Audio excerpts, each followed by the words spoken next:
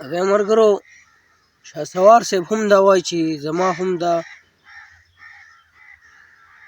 ارمان دی چې لکه دومره تاجان سره میلاو شم. تاجان ته وایي په پېښور کې زه خو هم یم که تاسو په هر ځای کې خو لکه ما سره خپل ملاقات وکړئ نو ویډیو رومبی وګورئ ویډیو نه بعد بیا خپل یو څو خبرې کوو نو راځئ. السلام علیکم عطا بھائی، زما ډیر زیات خواهش دی چې زه تاسو سره ملاو شم ځکه چې ستاسو کم نیک خدمات دي، نیک کارونه کوئ. الحمدلله که لر دي او که بر دي تاسو ورسره ډیره مینه کوئ او هغوی هم تاسو سره ډیره مینه کوي. نو که تاسو پېښور کې کم ځای کې هم یئ ما ته ووایئ زه به درشم. او الحمدلله زه په خپله عمر فارمیسي هیډ آفیس کې یم.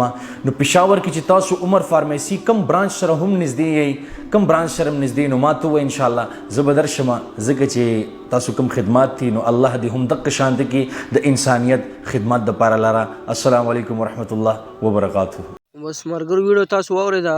شهسوار صاحب هم وایي چې تا به یې زما دا خواهش چې زه ستا سره میلاو شم. زه په خپله هم په پېښور کې یم، تاسو پېښور کې په هر ځای کې نو ما سره رابطه وکړه چې زه هم د هغه سره میلاو شم. نو زموږ په خپله دا خواهش دی عطا خان سره میلاو شو. لکه چا هم دا ویډیو خوښ شوي نو مخکې زر شیر کړه چې عطا بھائی ته ورسي.